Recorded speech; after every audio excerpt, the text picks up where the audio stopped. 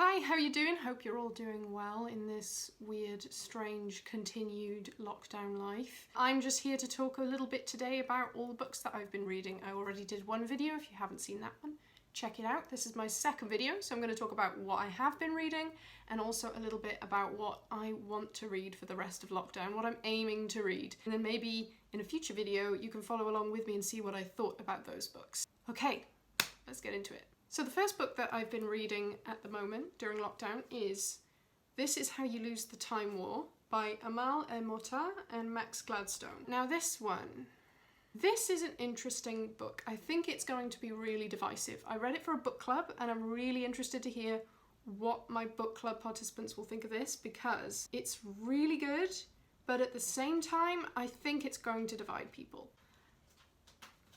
My cat is just scratching on his scratching post. Hey cutie. So what to say about this? Plot-wise, how do you begin to describe this book? Anyone who's read it knows what I mean. It's about two time agents on opposite sides of a time war who never really see each other. They kind of keep missing each other. They're kind of rivals. They're enemies and they respect each other's talent incredibly in this time war. And they end up sending letters back and forth between each other. And I don't think it's a spoiler to say that it features a female-female romance. What you may not be expecting from this is how dense and lyrical and beautiful the language is. It's to the point that it feels like poetry. You look at it and it's only about 200 pages and you think, I can knock this out in a day. This will be a fun, quick read. It's not a fun, quick read. It's a dense read. It's really full of metaphor and allegory and imagery,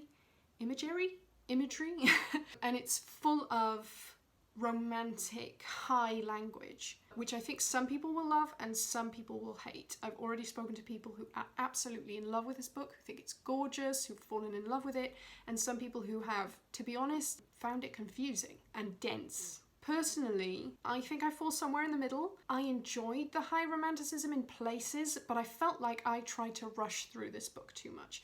I tried to get it over and done with and tried to discover the plot and wanted to find out what was happening really quickly, whereas this is very slow in terms of revealing to you exactly what is going on, who is where, what the players are, what the rules of this world are.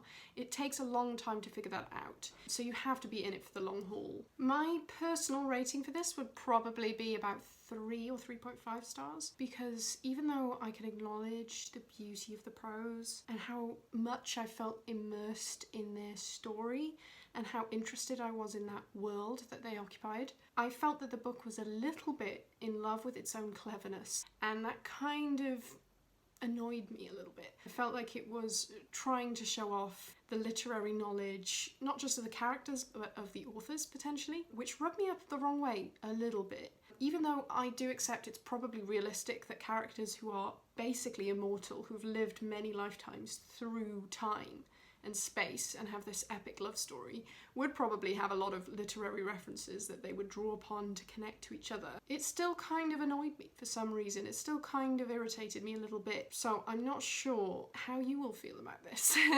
Anyone watching this, I think this is really divisive and it's really interesting.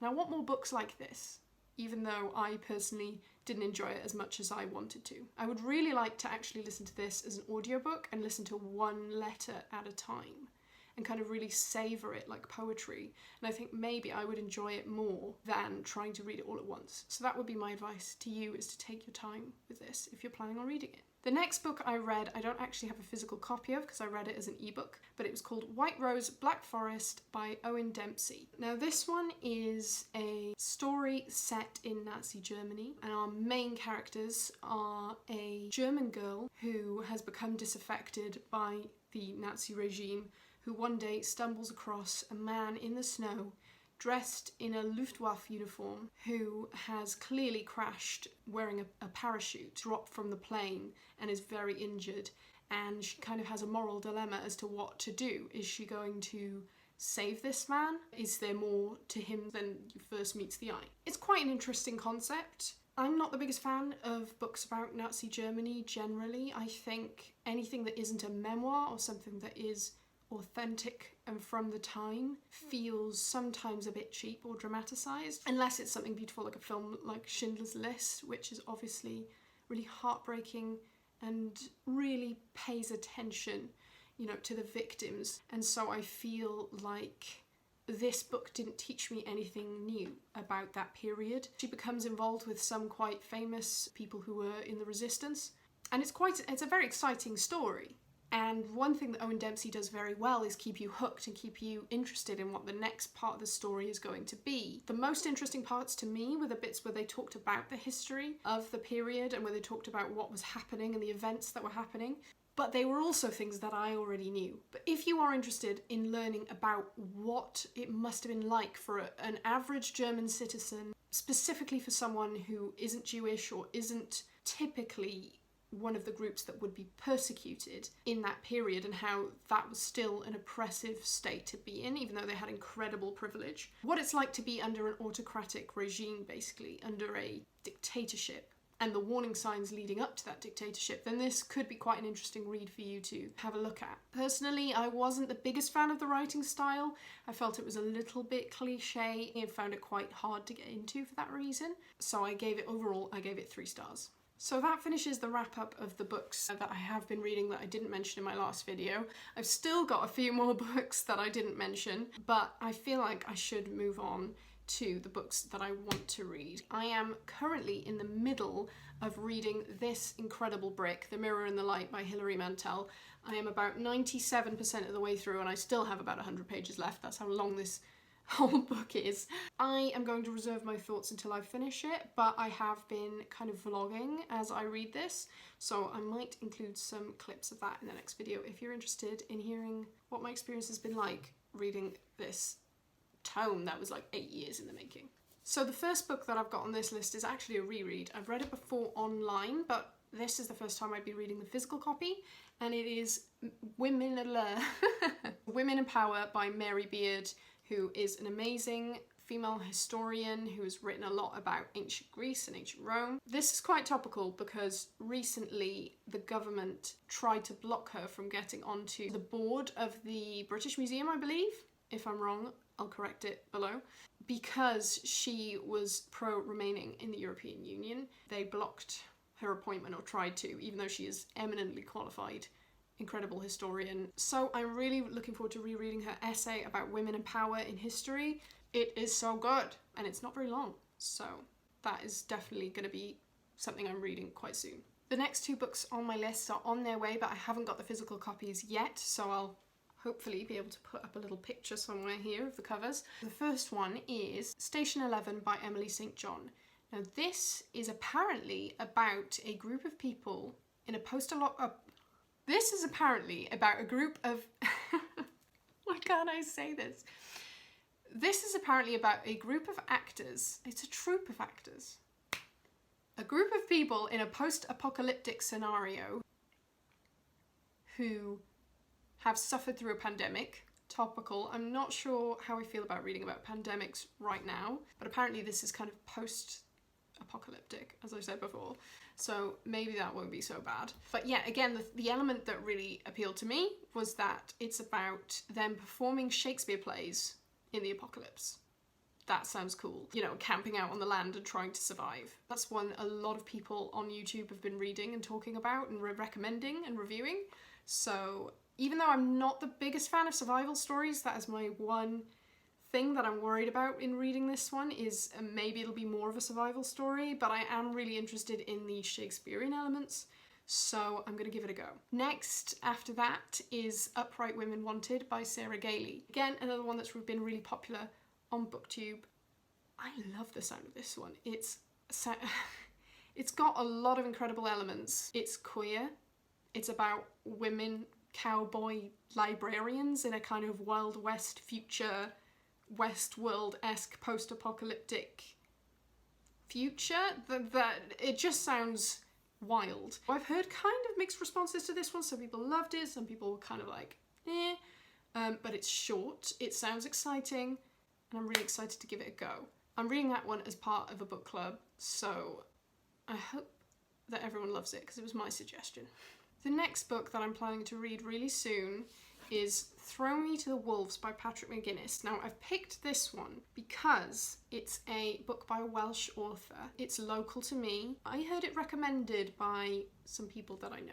I'll read the synopsis and give you a little bit of an idea of what it's about. I don't know very much about it, only that people have told me that it's a pretty good read, so I'm gonna give it a go. Throw Me to the Wolves could be described as a crime novel or as a State of the Nation novel. It fits into both of these categories, but it offers much more than such convenient labels would suggest. It's a book seriously concerned with and about people who function on the fringe of society. Patrick McGuinness is an observant and reflective storyteller of a special kind. So yeah, from what I can gather, it's kind of a story about a private school and maybe murder mystery. I don't know. A crime novel, State of the Nation. So I'm intrigued. I wanted to support local authors, local publishers. Please do investigate, especially right now during the lockdown, how you can support independent bookshops, independent publishers, and authors. Okay, speaking of another local book, the Mabinogion. Now, you may not have heard of these. These are a collection of Welsh folk tales, and this is a translation into English by Sioned Davies. I do speak Welsh, so I could probably read them in the original Welsh, but it was much easier to get a hold of a translated copy right now. Sioned Davies is apparently one of the best translations of this. So the back of it just says, "And from those flowers they conjured up the fairest and most beautiful maiden that anyone had ever seen." I just think that's a really gorgeous, very simple, elegant design for the back of the book. It's a beautiful hardcover. I'm really excited to get into this one. I remember all the stories from school, because growing up in Wales we were taught them, but I can't wait to actually read them as an adult and really get into them. Next, The Player of Games by Ian M. Banks. This one was recommended to me by my partner because he absolutely loves this author and his works. I know it's hard sci-fi, I know it's about this society called the Culture, which is apparently a very specific society that this author writes about in a lot of his books. They're not a series exactly, but they all are set in the same world. I'll read a little bit of the synopsis. The Culture, a human-machine symbiotic society, has thrown up many great game players, and one of the greatest is Gurg. I don't know how to pronounce this name. Jurnau Morat Gurg. The player of games, master of every board, computer and strategy. Right, so it's about some kind of society-wide game. I think that's really interesting. Computer, human, hybrid society. I'm excited to get into some sci-fi. Only 3 books left, I promise. Next, I've got The Outsider by Albert Camus. Short, but it's a classic. Haven't read it before. I know it's meant to be full of philosophy. It's meant to be an existentialist classic. I've long been intrigued to read this. I've got it on my shelf. I thought, might as well get it done. My next book is To Provide for All People, a poem in the voice of the NHS, the National Health Service of Great Britain. And this is written by Owen.